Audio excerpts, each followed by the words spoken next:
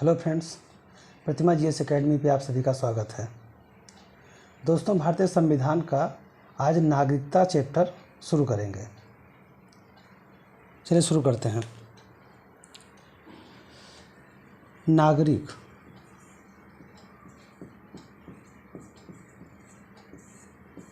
नागरिक शब्द दो तरह का है। एक तो भारत के नागरिक यानी स्वदेशी नागरिक और दूसरे विदेशी नागरिक। एक स्वदेशी नागरिक और दूसरे विदेशी। साथियों, जो स्वदेशी नागरिक होते हैं वो जिस देश के रहने वाले होते हैं वहाँ की नागरिकता उन्हें प्राप्त होती है और वो वहाँ रहते भी हैं। और विदेशी नागरिक जो विदेश के हों, वहाँ की नागरिकता हो लेकिन घूमने आए हों, पर्यटक के रूप में आए हों, बिजनेस के रूप में आए हों या मेडिकल के रूप में आए हों, मतलब किसी भी रूप में वो किसी अन्य देश में जाते हैं, उन्हें विदेशी नागरिक कहा जाता है। और विदेशी नागरिक दो तरह के होते हैं।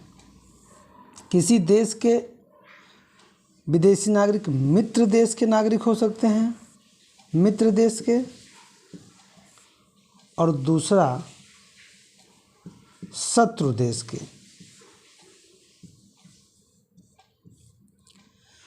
मित्र देश और शत्रु देश दो अलग अलग प्रकार के अवधारणाएं होती हैं। जो मित्र देश के होते हैं उनके लिए अलग प्रावधान होते हैं, जो शत्रु देश के होते हैं उनके लिए अलग प्रावधान होते हैं। लेकिन जब कभी नागरिकता के अवधारणाओं का बात किया जाए, जैसे एकल नागरिकता और द्वैरकी नागरिकता, ये भी अलग अलग है। मित्र देश और शत्रु देश, ये यहाँ पे याद रखिएगा। जब भारतीय नागरिकता जो चैप्टर है इसे समाप्त करने के बाद जब मैं अगला चैप्टर भाग 3 मौलिक अधिकार बताऊंगा तो वहाँ भी मित्र देश और शत्रु देश के बारे में बताऊंगा, वहाँ इसकी आवश्यकता पड़ेगी। भारत में एकल नागरिकता है। भारत में एकल नागरिकता है। कई अन्य देश ऐसे हैं जहाँ पे दोहरी नागरिकता भी होती है। तो एकल नागरिकता और दोहरी नागरिकता में अंतर क्या क्या है?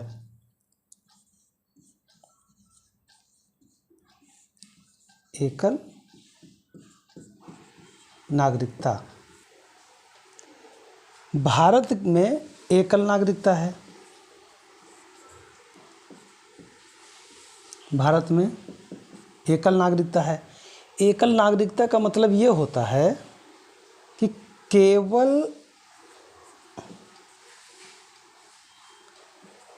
केवल भारत का नागरिक, आप भारत के साथ साथ किसी विदेश की नागरिकता नहीं ले सकते। विदेश की नागरिकता नहीं ले सकते। और अगर आप किसी विदेश की नागरिकता ले लेते हैं तो आपकी भारत की नागरिकता स्वतः समाप्त हो जाएगी। तो जब भारत की नागरिकता स्वतः समाप्त हो जाएगी तो इसे कहते हैं एकल नागरिकता। ये भारत के परिप्रेक्ष्य में है। एकल नागरिकता की दो अवधारणाएं हैं। एक तो भारत के परिप्रेक्ष्य में ये है कि कोई भी व्यक्ति किसी राज्य का नागरिक नहीं है, किसी राज्य का नागरिक नहीं है, वो केवल और केवल भारत का नागरिक है। जैसे कोई कहे कि नहीं, पहले मैं तमिलनाडु की नागरिक हूँ, फिर जो है भारत का हूँ, पहले मैं उत्तर प्रदेश का हूँ, फिर भारत का हूँ, ऐसा नहीं है। केवल भारत का नागरिक है। और यही अवधारणा जो यूएसए है, यूनाइटेड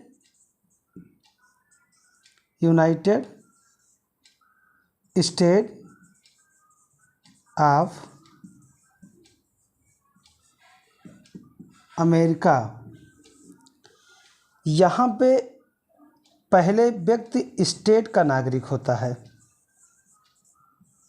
स्टेट का नागरिक होता है यानी राज्य का नागरिक होता है, और उसके बाद में वो देश का नागरिक होता है। मतलब यहाँ की जो एकल नागरिकता इस तरह की है, वो पहले क्या है, पहले स्टेट का नागरिक है, जिस प्रांत का है उस प्रांत का नागरिक होता है, उसके बाद में वो अमेरिका का नागरिक होता है। दूसरी बात कि अमेरिका में एकल नागरिकता के जगह पे दोहरी नागरिकता और भी तरीके से है। वो कैसे है कि एक तो व्यक्ति अमेरिका का नागरिक है, साथ ही साथ वो किसी अन्य देश का नागरिक भी हो सकता है। मतलब एक साथ 2 से अधिक देशों की नागरिकता वो ले सकता है। कनाडा में भी ऐसे ही है, कनाडा में भी ऐसा ही है, लेकिन भारत में ऐसा नहीं है।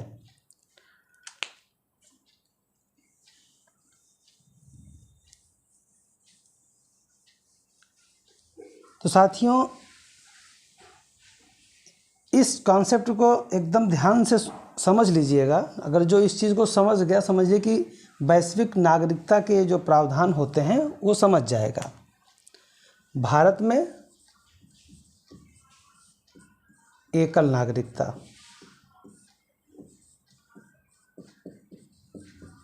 एकल नागरिकता, किसी अन्य देश की नागरिकता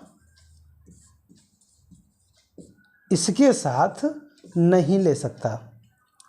भारत का नागरिक केवल भारत का नागरिक होता है, वो किसी अन्य स्टेट का पहले नागरिक नहीं होता है, स्टेट का नागरिक नहीं होता है, वो केवल भारत का नागरिक होता है।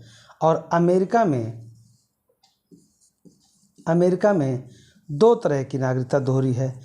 एक तो एक साथ 2 देशों की नागरिकता ले सकता है, 2 से प्लस देशों की, और दूसरी तरफ वो पहले वहाँ के स्टेट का नागरिक होता है, उसके बाद में वो देश का नागरिक होता है, और चाहे तो वो एक साथ किसी अन्य देश की भी नागरिकता ले सकता है।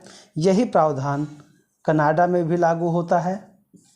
तो एक साथ 2 जगह नागरिक बन सकता है, लेकिन भारत में ऐसा नहीं है। अब चलते हैं अनुच्छेद की तरफ। दोस्तों, जब स्वतंत्रता अधिनियम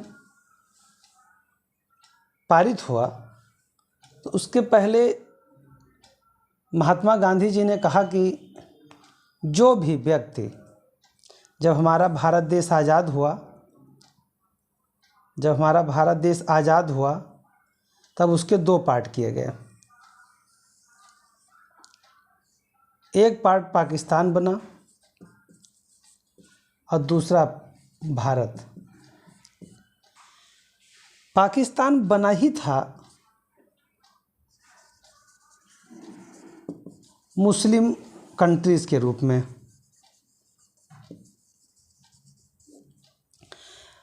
लेकिन महात्मा गांधी जी ने कहा कि जो व्यक्ति या जो नागरिक पाकिस्तान जाना चाहते हैं वो पाकिस्तान चले जाएं, जो भारत में रहना चाहते हैं भारत में रह सकते हैं। उन्होंने किसी भी समुदाय के लिए ऐसी बातें बोल दी। अब कुछ लोग तो भारत छोड़ करके पाकिस्तान चले गए और कुछ लोग पाकिस्तान से भारत आ गए, लेकिन कुछ लोग जो भारत छोड़ करके पाकिस्तान गए थे वो फिर वापस आ गए। तो ये अनुच्छेद ध्यान रखिएगा, अनुच्छेद 5, अनुच्छेद 6, अनुच्छेद 7, अनुच्छेद 8, अनुच्छेद 9, अनुच्छेद 10। तो अनुच्छेद 6 में, 7 में, 8 में जो लोग भारत छोड़ करके पाकिस्तान चले गए उनके नागरिकता यहाँ पर स्वतः समाप्त हो जाएगी। लेकिन जब वो दोबारा आ जाते हैं तब उनके नागरिकता के बारे में प्रावधान किया गया है। तो अनुच्छेद 5 हम लेते हैं।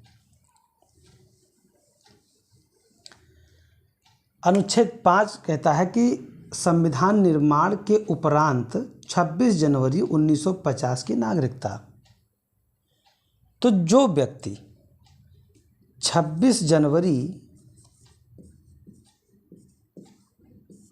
1950 के पहले भारत में था, उसकी नागरिकता स्वतः बनी रहेगी। 26 जनवरी 1950 एक डेट के लिए और मशहूर है। हमने पहले दिन बताया था कि हमारा भारत का संविधान पूर्ण रूप से लागू हुआ था, पूर्ण रूप से लागू हुआ था। 26 नवंबर 1949 को हमारा संविधान बन गया था, जिसके कुछ प्रावधान लागू कर दिए गए थे। और हमने बताया था कि पूर्ण रूप से 26 जनवरी 1950 को संविधान लागू करने का क्या प्रोविज़न था, क्योंकि 26 जनवरी 1930 को भारत में स्वतंत्रता आंदोलन के समय में पहली बार स्वतंत्रता दिवस मनाया गया था। और स्वतंत्रता दिवस को याद करते हुए हम उसे गणतंत्र के रूप में मनाएं, इसलिए भारत का संविधान पूर्ण रूप से इसी डेट को लागू हुआ था। तो 26 जनवरी 1950 से पूर्व जितने भी लोग यहाँ पे थे, उनकी नागरिकता स्वतः अनुच्छेद 5 के तहत मान ली गई। अब बात आती है कि तो जो लोग यहाँ नहीं थे उनके बारे में क्या। तो जब कहा गया कि जो लोग पाकिस्तान से आना चाहते हों वो आ जाएं, तो जो पाकिस्तान से आए उनकी भी तो नागरिकता सुनिश्चित की जानी चाहिए। उनकी नागरिकता सुनिश्चित करने के लिए अलग उनकी नागरिकता सुनिश्चित करने के लिए अलग प्रावधान किया गया और किया गया अनुच्छेद 6 में। अनुच्छेद 6 में साफ साफ कहा गया कि पाकिस्तान से भारत आया हो। अब पाकिस्तान से भारत आया हो तो इसके भी दो बातें थीं। पहला डेट ये है कि 19 जुलाई, साथियों ये बहुत ही महत्वपूर्ण डेट है, 19 जुलाई 1948 से पूर्व। ये जल्दी याद नहीं होता है, बहुत कन्फ्यूजन होता है लोगों को, ये बोरिंग लगता है लोगों को, लेकिन इससे ज़्यादा इंटरेस्टिंग कुछ हो ही नहीं सकता। एक ही तो मात्र डेट है, 19 जुलाई को केंद्र में रख लीजिए, इसी के इर्द गिर्द नागरिकता भारत की घूमती है। तो 19 जुलाई 1948 से पहले जितने लोग भारत में पाकिस्तान से भारत में आ गए हों उनकी नागरिकता एज इट इज़ बिना किसी और कागजी कार्रवाई के मिल जाएगी। लेकिन जो लोग 19 जुलाई 1948 के दिन या उसके बाद आए हों, तो साथियों उनके लिए प्रोविज़न ये है कि पहले तो 6 माह वो भारत में रुकें, उसके बाद में पंजीकरण कराएं। पंजीकरण कराने के पश्चात उनको नागरिकता दिया जा सकता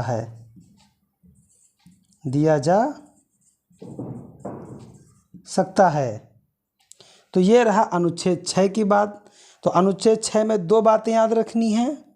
19 जुलाई 1948 से पूर्व पाकिस्तान से भारत आया हो और 19 जुलाई 1948 के दिन भी या उसके बाद, इधर 19 जुलाई 1948 से पहले यानी 18 जुलाई तक जो आ गया हो उसके लिए तो यहाँ पे कोई कागजी कार्रवाई नहीं होगी और उसे नागरिकता भारत की मिल जाएगी। लेकिन जो भी 19 जुलाई के दिन 18 को नहीं आ पाया और 19 को पहुँचा, तो उसको अब इस प्रावधान से, इस प्रक्रिया से गुजरना होगा। अब अनुच्छेद 7 पे आते हैं।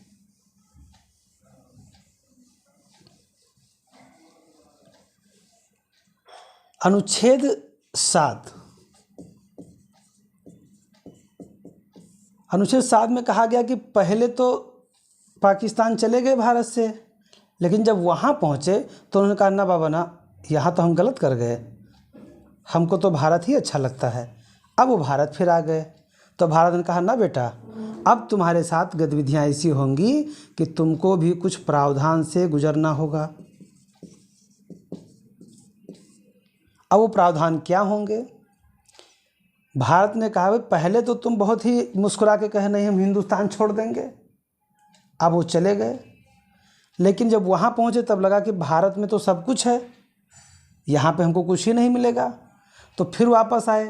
तो उनके लिए कहा गया है कि पहले आप भी 6 माह रहिए, 6 माह के बाद में पंजीकरण करवाइए, पंजीकृत करवाइए, और पंजीकरण करने के बाद में आपको शपथ लेनी पड़ेगी। शपथ किस चीज़ की लेनी पड़ेगी? कि हम भारत की एकता को, हम भारत के संविधान को, हम भारत के नागरिक होने पे प्राउड, और साथ ही साथ भारत को आगे बढ़ाने में योगदान देंगे। अगर आप ऐसी शपथ नहीं लेते हैं तो नागरिकता आपको नहीं मिलेगी। ये शपथ की बात क्यों आई? क्योंकि एक बार तो तुम इनको ठुकरा के जा चुके हो, और जो एक बार बेवफाई कर जाए उस पर अचानक से भरोसा कैसे किया जाए? तो बेटा कसम तो खानी पड़ेगी, तब इनको नागरिकता मिलेगी। तो अनुच्छेद 7 भी आपको समझ में आ गया। अनुच्छेद 8 में क्या है?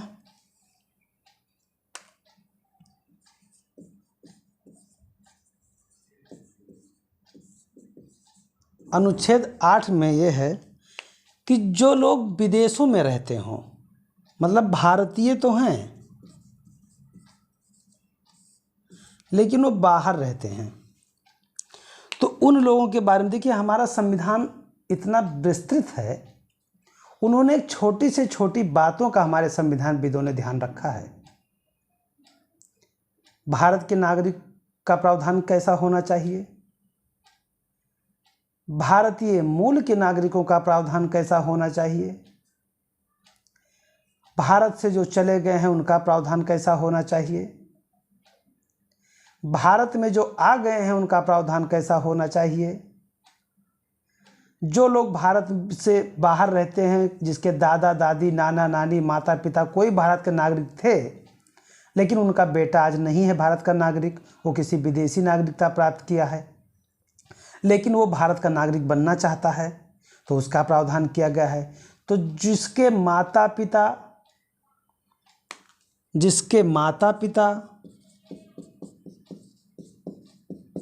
दादा दादी,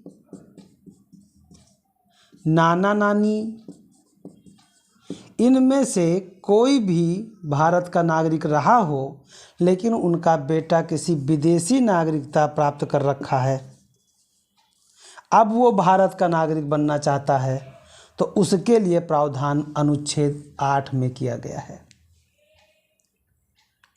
दोस्तों एक बार फिर से समझिएगा, जिसके माता पिता, दादा दादी, नाना नानी, इनमें से कोई भी भारत का नागरिक रहा हो, 1935 के अधिनियम के तहत, जब हमारा देश गुलाम था तब भी कुछ अधिनियम नियम बनते थे, तो 1935 के अधिनियम में जो भारत का नागरिक रहा है, उसके बाद माता पिता, दादा दादी, नाना नानी में से कोई बाहर रह चला गया है, और उसका बेटा अब चाहता है कि नहीं, हम भारत ही फिर से जाएंगे, हमें हमारी संस्कृति याद आ रही है, हमें हमारे माता पिता की मातृभूमि याद आ रही है, हमें हमारे नाना नानी की मातृभूमि याद आ रही है और अब हम हिंदुस्तान रहना चाहते हैं, तो उसको अनुच्छेद 8 के तहत भारत की नागरिकता का प्रावधान किया गया है। अब अनुच्छेद 9।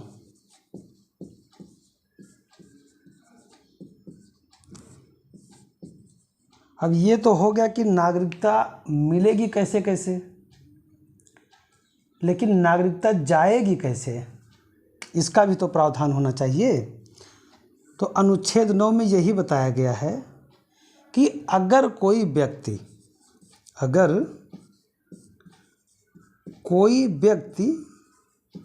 या भारत का नागरिक किसी विदेशी नागरिकता प्राप्त कर लेता है, किसी विदेश की नागरिकता प्राप्त कर लेता है, नागरिकता प्राप्त कर लेता है तो उसकी नागरिकता स्वयं समाप्त हो जाएगी, नागरिकता स्वयं समाप्त हो जाएगी। तो नागरिकता स्वयं समाप्त हो जाएगी, यानी कि अगर स्वेच्छा से विदेशी नागरिकता किसी ने ले लिया है भारत से जा कर के, तो उसकी नागरिकता भारत में नहीं रह जाएगी।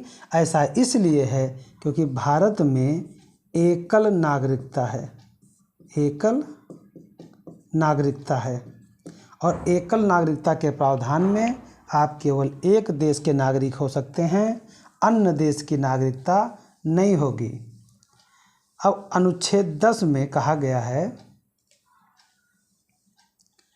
अनुच्छेद 10 में कहा गया है कि नागरिकता की निरंतरता, अगर आप हिंदुस्तान के नियम, हिंदुस्तान के कानून, हिंदुस्तान के विधि के अनुरूप चलते हैं तो आपकी नागरिकता बनी रहेगी, निरंतर चलती रहेगी। इसका जो उल्लेख है अनुच्छेद 10 में किया गया है, अदरवाइज आपकी नागरिकता समाप्त हो सकती है। और अनुच्छेद 11 में बताया गया है, ये संसद को अधिकार दिया गया है, संसद को शक्ति प्रदान करता है नागरिकता के बारे में, नागरिकता के बारे में संसद को शक्ति अनुच्छेद 11 के तहत संविधान देता है। इसके लिए संसद कानून बना सकता है, संविधान में संशोधन कर सकता है, संविधान की गतिविधियों को बना सकता है, सारे प्रकार के कार्य संसद कर सकता है। अब साथियों, नागरिकता प्राप्त किस किस अनुच्छेद के तहत होगा, नागरिकता किस किस अनुच्छेद से प्राप्त होगा, ये तो हमने चर्चा कर दिया था। अब नागरिकता अधिनियम 1955 से संबंधित बातें ये हैं कि नागरिकता कितने आधार से मिल सकता है। तो 5 आधार, उन 5 में से एक जन्म से है, जिसका जन्म भारत में हुआ हो। दूसरा वंश के आधार पर, जैसे मैंने बताया था दादा दादी नाना नानी, इनमें से जो भी कोई हो। तीसरा मैंने बताया था पंजीकरण के आधार पर, पंजीकरण यानी अनुच्छेद 7 आपको याद होगा। और दादा दादी वाला वंश के आधार पर अनुच्छेद 8 से संबंधित बात है।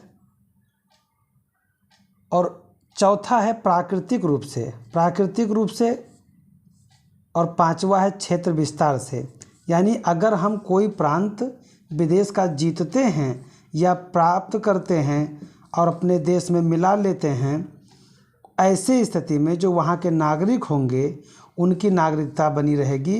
तो ये 5 आधार नागरिकता अर्जन के हैं। और नागरिकता समाप्त कैसे हो सकती है, उसके 3 आधार हैं।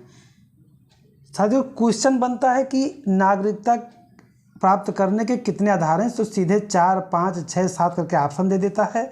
तो आप ध्यान रखिएगा कि 5 आधार नागरिकता प्राप्त करने के हैं और 3 आधार नागरिकता समाप्त करने के हैं। जैसे स्वैच्छिक त्याग, कोई अपनी स्वेच्छा से विदेश चला जाए तो उसकी नागरिकता समाप्त हो जाएगी। उसको बर्खास्त कर दिया जाए या उसको वंचित कर दिया जाए उसकी गतिविधियों को देख करके कि गलत तरीके से भारत की नागरिकता प्राप्त कर रखा है या भारत के दुश्मनों के साथ ही मिला हुआ है, तो उसको उसकी नागरिकता से समाप्त कर दिया जाएगा, बर्खास्त कर दिया जाएगा। यानी ये 3 कारण समाप्ति के हैं और 5 कारण इसके नागरिकता प्राप्त करने के हैं। तो साथियों, मैं यहीं पर अपना इस लेक्चर को समाप्त करता हूं और आप लोगों से निवेदन करता हूं कि हमारा लेक्चर अगर पसंद आ रहा हो तो ज़्यादा से ज़्यादा लोगों को सब्सक्राइब करवाइए, लाइक कीजिए, शेयर कीजिए, कमेंट कीजिए। धन्यवाद। जय हिंद, जय भारत।